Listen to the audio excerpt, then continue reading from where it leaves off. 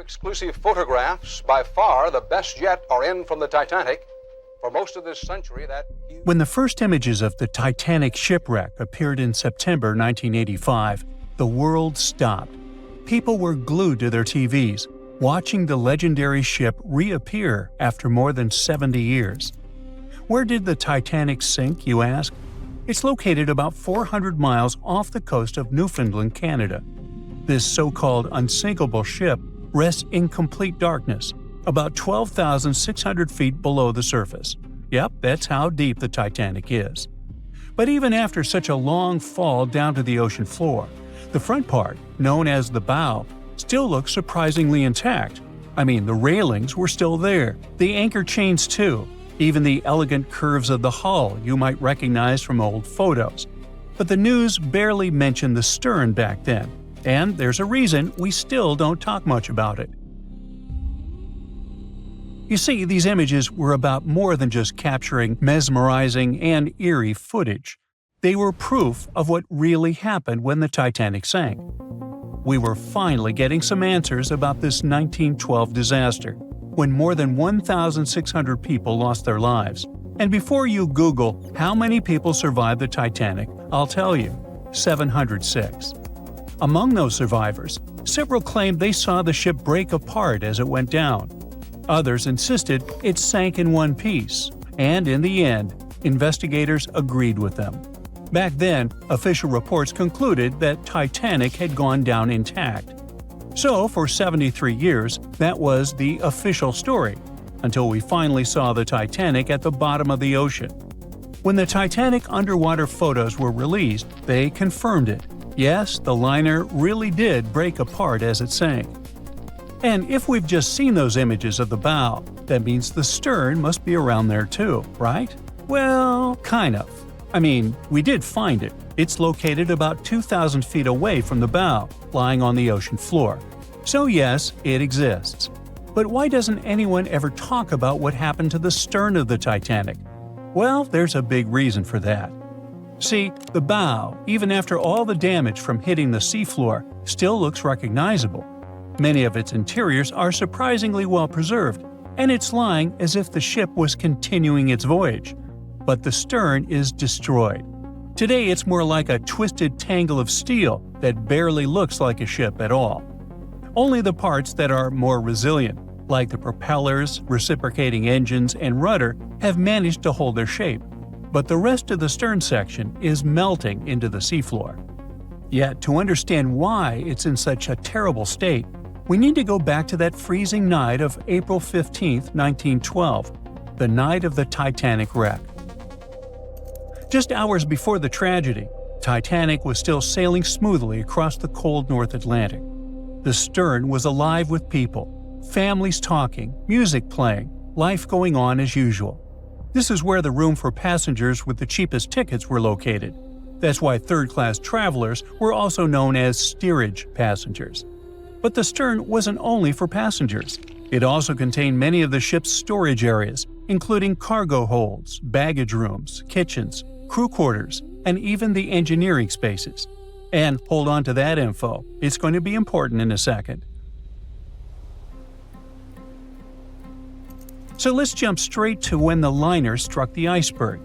As the bow began to sink, the stern slowly lifted out of the water, putting enormous strain on the middle of the ship. By around 2 in the morning, the lights on Titanic flickered and then went out. Moments later, the ship broke in two, and the bow disappeared beneath the waves. The stern briefly settled back on the water before rising again, this time almost vertical. It stayed upright for a few seconds and then began its final plunge. At about 2:20 in the morning, the stern vanished beneath the Atlantic. Titanic was gone. What was happening beneath the water were two completely different scenarios. First, the bow slowly filled with water and began to drift downward, almost sailing gently like a submarine. Because of that, it managed to keep its shape and stayed mostly intact. But Titanic's stern collapse was a whole different story. The stern was ripped wide open where the ship had split apart. Water rushed in through that open end at incredible speed. This sudden flooding made the stern plunge downward much faster than the bow. The rush of water created so much turbulence that pieces were ripped off and scattered all around the ocean floor. Now, remember what I said earlier about the spaces inside the stern? Those huge storage areas were wide open, and many of them contained air pockets. So when the stern section broke away, it still had compartments filled with trapped air. As it spun down into the depths, this increasing water pressure crushed those pockets one by one. The surrounding structure began to implode, scattering pieces of metal, furniture, statues, and passengers' belongings across the ocean floor. So many experts believe the immense water pressure made that section collapse as it sank, and that's why we can't see much of it today. And now you know the answer to the Titanic back section mystery. We don't talk about it much, simply because there's not much left to see. It's like the part of the Titanic story that's too broken or too painful to talk about openly. The side of the ship that truly feels lost. And sorry to say this, but that's the future of the bow, too. I mean, it won't be there forever. The iconic shape of the wreck is changing year after year, and not in a good way. The front part of the Titanic is deteriorating, and one day it'll be entirely gone. Down on the seabed, the Titanic faces enormous pressure, nearly 390 times greater than at the surface. The good news is there aren't any air pockets left inside the ship, so big implosions won't happen again. But the bad news is that the ship's own weight is now helping to tear it apart. As those 52,000 tons of steel slowly settle into the ocean floor, they twist and pull on the hull. Submersible missions have already spotted large cracks running through the steel plates, and even the decks themselves are starting to cave in. And there's something else. The wreck might look cool and spooky today, but that actually comes from a thick layer of bacteria and microbes covering it. The problem is, they're slowly eating the Titanic. Yep, most of the corrosion happening down there is caused by bacteria, and this is gradually weakening the entire structure. Steel plates, beams, and supports are getting thinner every year. Scientists estimate that the ship is losing between 0.13 and 0.2 tons of iron every single day. Still, even at that rate, the wreck won't vanish overnight. Experts believe it could take up to 420 years for the liner to disappear completely. Until then, we'll keep watching this sad but natural process unfold. Parts of the ship have been falling apart little by little since the night when Titanic sank. And a lot has already changed since we started taking underwater photos, like the railing sections that have dropped, and the ceiling in the captain's bathroom that's collapsed.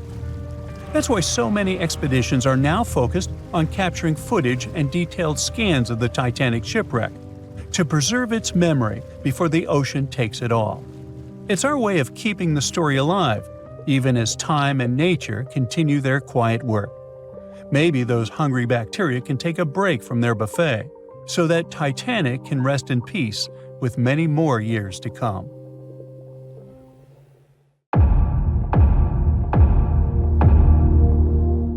There were no binoculars on board the famous Titanic on the night when they were needed the most. The lookouts were blind, helpless, and doomed, and the ship went down, taking hundreds of lives, right? Well, it's just one of the many myths from a whole ocean of half-truths, rumors, and dramatic retellings the Titanic is still sailing in. There were binoculars on board. The real issue was access. The binoculars were locked in a cabinet in the crow's nest, which is the lookout point, but the key went missing. A crew member named David Blair, who was supposed to be on the Titanic, was reassigned to a different ship at the last minute. He forgot to leave the key behind.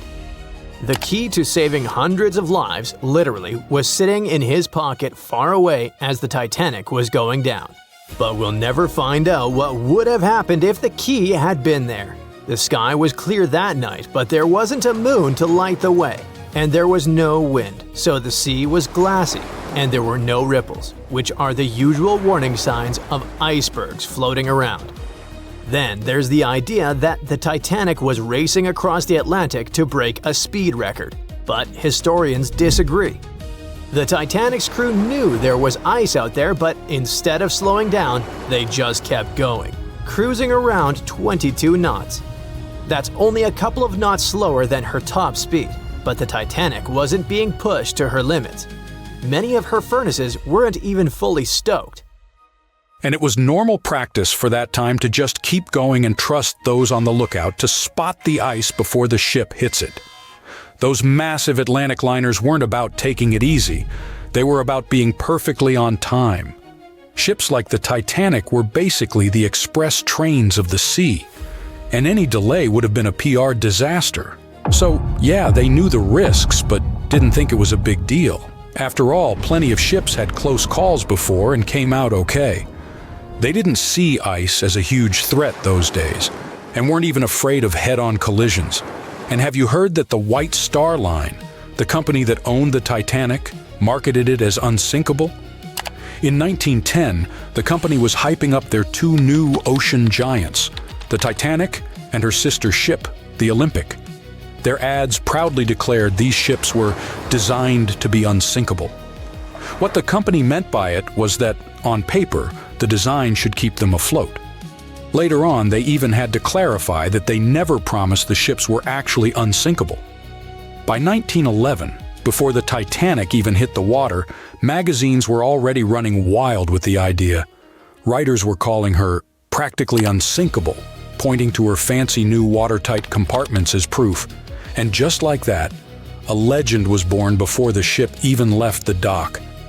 After she went down, even one of White Star Line's own executives admitted during the official inquiry that when he first heard the news, he didn't believe it. He genuinely believed the Titanic couldn't sink. But that whole unsinkable thing was never the main selling point. White Star Line wasn't really pushing safety, but selling luxury. The Titanic was supposed to be the crown jewel of ocean travel, massive, elegant, and dripping in comfort. Another story that just stuck with us is that before the iceberg even struck, a coal fire was burning away in one of the Titanic's bunkers. It weakened the ship's hull and made it more vulnerable. Some people even say that fire caused or accelerated the sinking. Well, it's partially true. There was a coal fire in one of the Titanic's coal bunkers before the voyage. Fires in coal bunkers weren't unusual in steamships of the time. They could smolder for days. But it was nothing like a fire that would be raging uncontrollably. Historical timelines, crew logs, and structural analysis all indicate that a fire of such intensity and in such a position couldn't have caused fatal structural damage. If the fire had done that much harm, the ship might have failed even before the collision. But the Titanic stayed afloat for over 2 hours, which means the real villain was still the iceberg.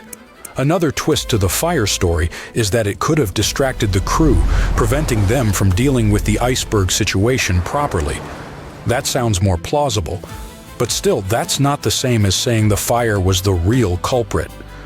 Speaking of the real culprits, there's no doubt it was an iceberg, but the scale of disaster it caused was way more subtle than a big movie-style gash in the hull. Instead, it produced many tiny fractures in the ship's rivets, seams, and metal joints. Each fracture was almost unnoticeable, but because the ship was cruising, the water was steadily running through those micro gaps under pressure. It slowly seeped into multiple compartments and filled 6 of the watertight sections. The Titanic lingered, hovered, took on water, and was failing compartment after compartment. She sank over a period of 2 hours, rather than going down in minutes. If the iceberg had catastrophically torn open the hull, the ship would have gone down almost immediately, and people would have had no time to react and escape. Sadly, not all of them had that chance anyway. You probably recall the heartbreaking scene from the Titanic movie, where third-class passengers attempt to escape to the decks, but they are locked below in their section. Well, it's only partially true. Yes, there were barriers separating passenger classes, but they were mostly in place to comply with U.S. immigration laws. Third-class passengers going to America in search of a new life had to pass health checks and immigration processing. That's why they were traveling on separate decks. There were some lifeboats for them, although not in the third-class sections of the ship, so they would have to navigate a maze of corridors and stairs to reach the top. And many of the third-class passengers didn't even want to try, as they didn't want to leave their luggage behind. In the end, only about a quarter of the third-class passengers survived, but no one forcefully kept them on the lower decks.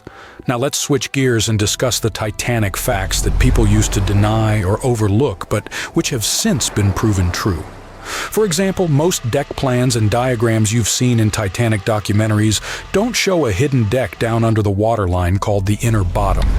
Many outside engineers did not fully understand or discuss it. This hidden deck stretched nearly the full length of the ship and had 44 separate watertight tanks. Most of them were for water ballast, some for fresh water. There were also wing tanks, port and starboard, which helped with balance. The inner bottom was like the ship's built-in organizer. It divided the Titanic into separate sections, allowing different parts to remain balanced and easier to control.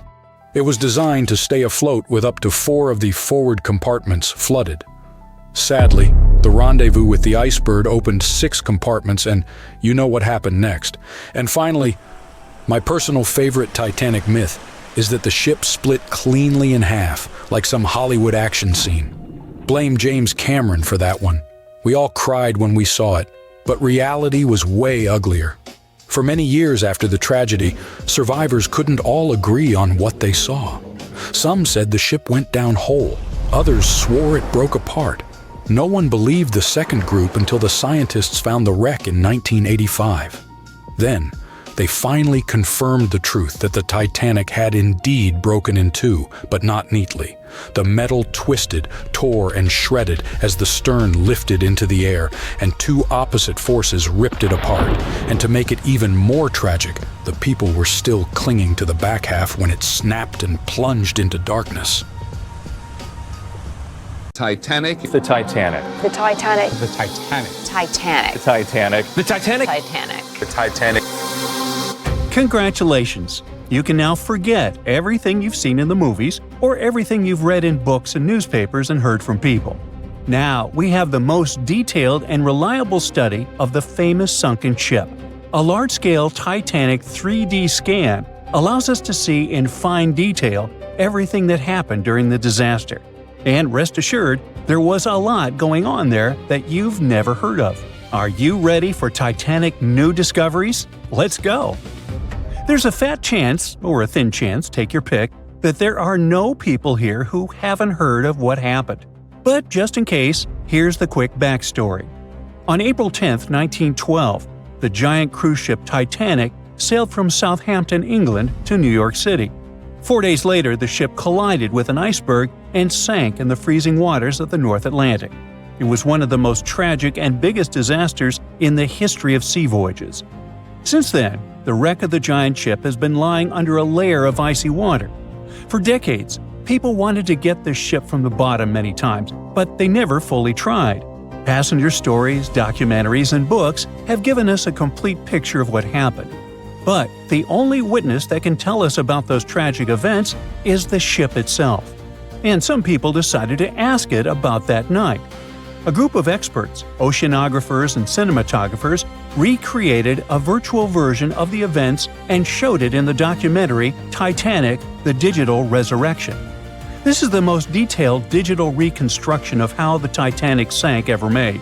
To create it, specialists from the Magellan Company sent marine robots to the bottom where the ship lies at a depth of 12,500 feet. In such a place, all objects experience immense water pressure. To better understand how great it is, imagine the weight of a heavy barbell on your fingertip. Experienced divers with standard scuba gear can only swim at depths up to 130 feet and a little deeper. So it's a challenging, almost impossible mission to descend to such a depth and conduct research. It's dangerous for people. That's why the team of specialists sent robots there. Equipped with cameras for deep-sea surveys, they took more than 700,000 photos and videos in 4K resolution. They were collecting data for 3 weeks, exploring every part of the ship. Eventually, they had about 16 terabytes of data. Now, 1 terabyte is 1,000 gigabytes. Is that a lot? The largest game on PC, Microsoft Flight Simulator, weighs about ½ terabyte, and it has maps of the entire planet to create a realistic flight simulator. Still, this huge program weighs 32 times less than that Titanic scan. Imagine how detailed the model of the ship and the simulation of the disaster turned out to be. Moreover, the team combined all this information with the drawings of the ship. They calculated the speed of Titanic that night, its direction, its position, and the angle of impact with the iceberg. All of this was uploaded to supercomputers to create precise crash simulations. After that, specialists studied eyewitness reports, got consultations from historians and maritime experts, and then presented a detailed staging of the tragic night. Some things turned out to be different from what you know about them. For example, the iceberg didn't make a huge hull in the side of the ship. A Titanic wreckage scan shows that a piece of ice had struck a glancing blow and created several holes in the hull. Each of them was the size of an A4 sheet of paper. How could such minor damage destroy a giant ship? The problem was that those A4-sized punctures covered the entire length of the case. The Titanic's creators claimed that it was the most unsinkable ship in the world. However, its unsinkability lay in the fact that it could stay afloat even if 4 of its watertight compartments got flooded. But the collision with the iceberg led to the flooding of 6 of them. The iceberg had a mere 6.3 seconds of contact with the ship and still managed to sink it. The Titanic wreckage scan also showed a portal with a broken window. The iceberg probably crashed in there. This finding confirms the words of eyewitnesses that pieces of ice got into the cabins. Just imagine how frightening that was. You're sleeping peacefully in your bed, then you hear a loud crash, and a piece of iceberg falls into your cabin. And after that, absolute chaos begins. The researchers found out exactly how the ship had split in half. In the famous movie, we all saw how the back of the ship had risen above the water and then broken off. The ship indeed broke, but not as gently as we saw on the screen. Yeah, the scale of the disaster was terrible, but the reality was even worse. The ship wasn't just broken, it was torn in two. Wooden and metal parts of the ship, pipes, chunks of the hull, walls, everything was torn and bent. The first-class cabins were torn in two. Imagine the screeching of metal that sounded on that cold night. Researchers compared other Titanic facts versus the movie. One of them was a story about First Officer William Murdoch. In the movie, his character attacked passengers who were trying to board the boat. But in reality, everything happened differently. Titanic survivor Charles Lightoller said William Murdoch had drowned when he was trying to lower a lifeboat into the water. He didn't attack anybody, but still faced a tragic fate. There are no exact details, but high-resolution scans have confirmed this version. But one of the most impressive and heroic tales that happened on the Titanic occurred in the boiler room. With the help of robots, experts discovered that one of the boat's steam valves had been left open.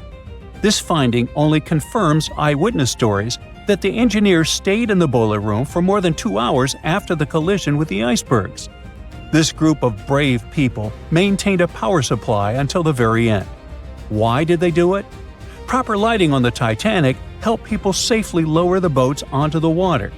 Electric power also made the Titanic visible to distant ships. Moreover, passengers reported that the Titanic's lights were on even when it was submerged underwater. The brave feat of the engineers helped save hundreds of passengers' lives. Who knows, perhaps further research of the ship will tell us more about other heroic actions of the passengers and crew members. Actions that will be worth making a movie about.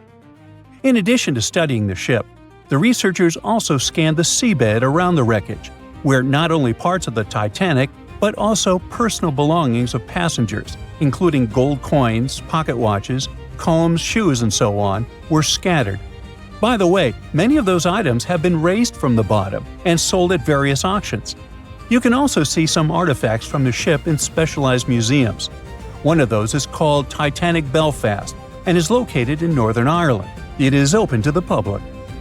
A digital replica of the ship not only shows us how the Titanic sank, but also literally saves the ship. The condition of the wreckage is getting worse every day. Gigantic pressure, cold temperature, water, and marine life, all of this is slowly destroying the vessel. Oh yeah, some companies that organize dive trips to the ship for tourists also pose a danger to the ship. It turns out that there are a lot of people who wanted to go down inside a submersible to the legendary wreck.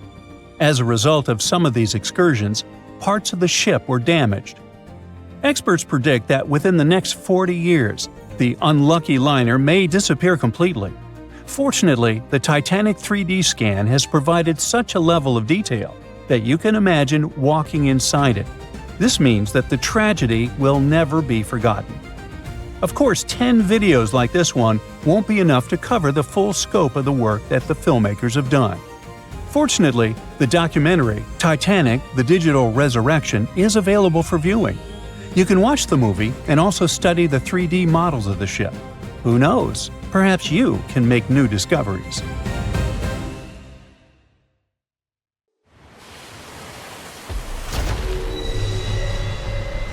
Over 1,500 people lost their lives in this part of the ocean, so maybe it's a prudent idea to stay away from it. The spot where RMS Titanic sank remains dangerous. I mean, yeah, there are still huge icebergs out there, but there are even bigger threats lurking beneath the surface. Titanic is sitting about 12,500 feet underwater, nearly 400 miles southeast of Newfoundland. It's been down there for over 100 years, so over time, the wreck's just been falling apart little by little. The infamous ship is rusting just like any iron or steel structure would be underwater.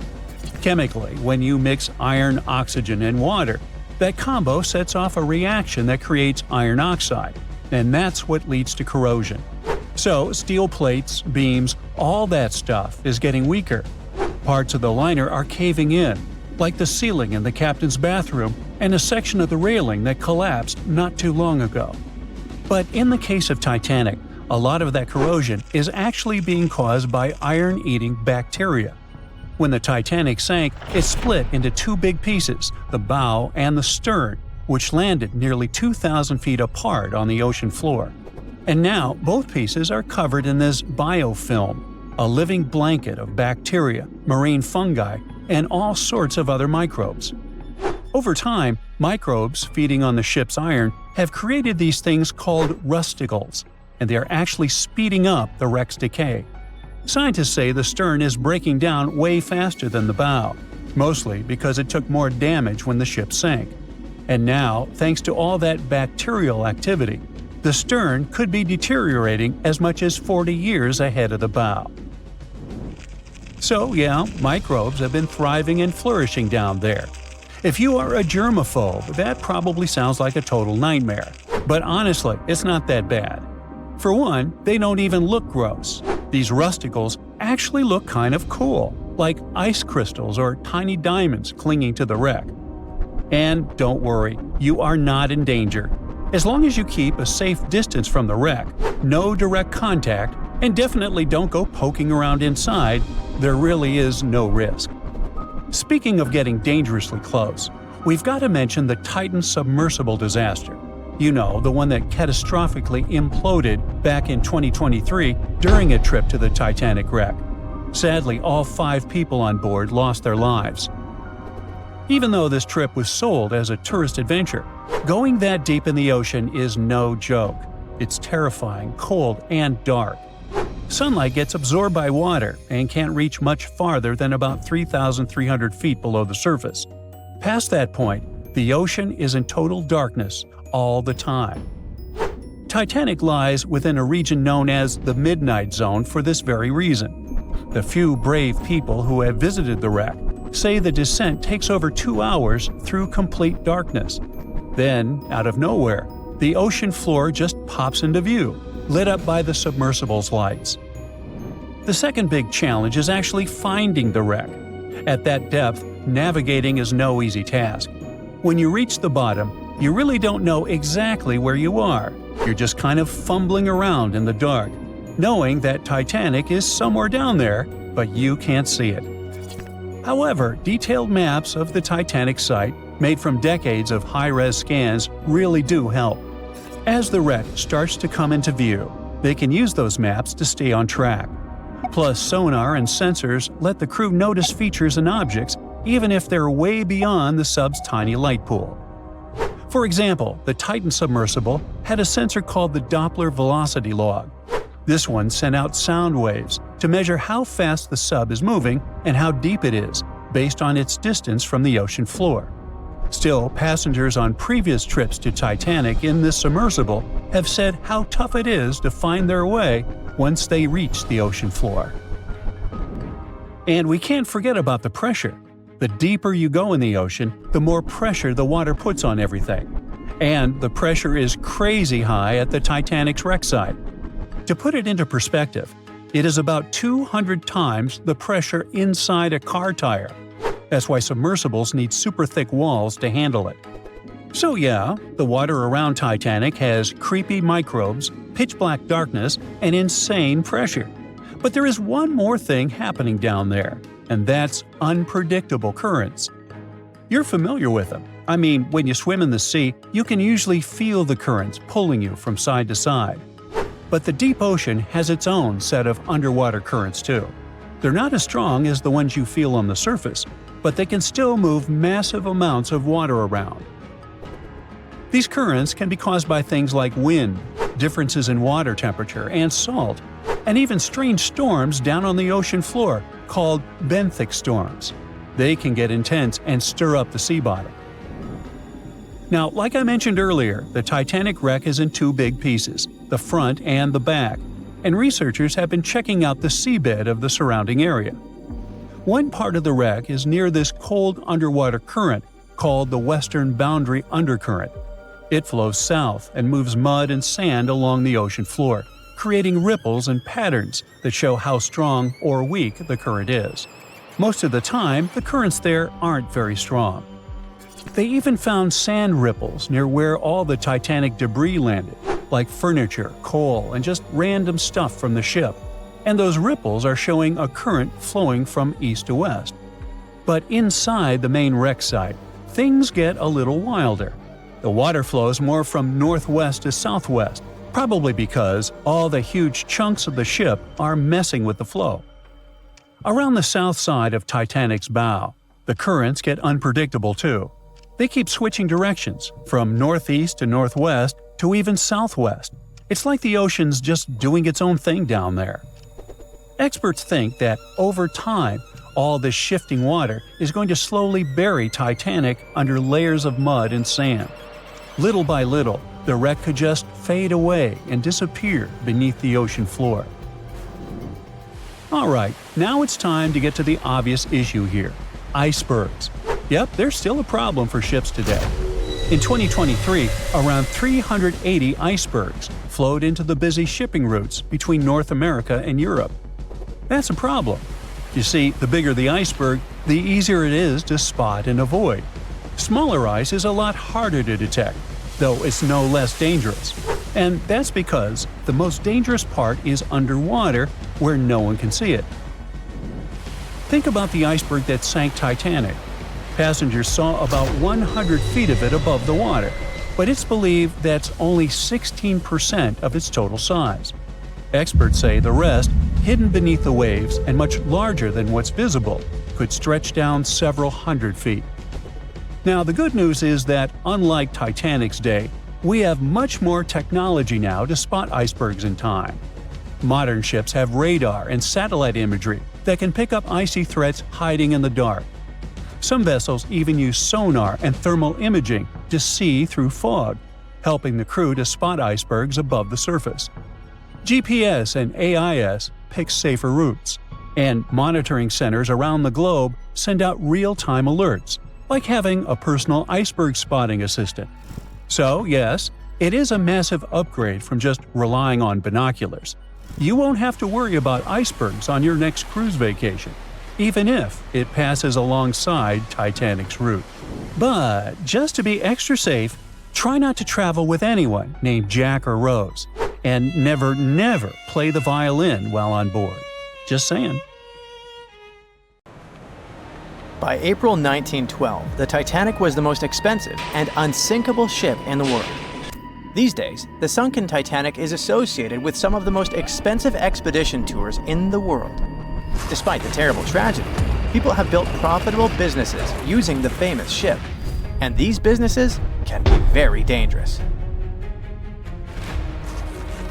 The Titanic fell to the bottom of the icy waters of the North Atlantic in 1912. It was more than 70 years before people finally discovered the ship. It happened in the 80s, when researcher Robert Ballard carried out a secret mission to search for sunken submarines.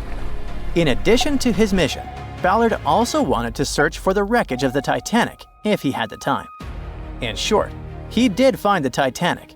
This discovery became the beginning of big profits, fighting for customers, lawsuits, and the destruction of the wreckage. Shortly after the discovery, Ballard came to the U.S. Congress and testified about the Titanic he'd found. He suggested making a sea memorial out of the wreck's site and leaving this place untouched. In 1986, Ballard installed a plaque on the Titanic, and the story ended there. But not for long. The Titanic tragedy was a popular theme, so many companies realized they could make a lot of money out of it. In 1987, an American company, Titanic Ventures, descended to the wreckage together with the French National Institute of Oceanography and got about 1,800 artifacts from there. Then the company received the rights from the US government to rescue the Titanic by parts. Over the course of several years, they made several other expeditions and took more than 2,000 artifacts. The company created a museum where it exhibited the found jewelry, interior elements, personal belongings of passengers, and a lot more. Some artifacts were put up for auction. The company made good profits and inspired many others to do the same. For example, let's take a look at this pocket watch. It belonged to a guy named Edmund Stone, who was a first-class steward. The watch stopped at 2:15 a.m. when it fell into the icy ocean water. After almost 100 years, it was sold for 130,000 euros, which is about $135,000, and is far from the highest price.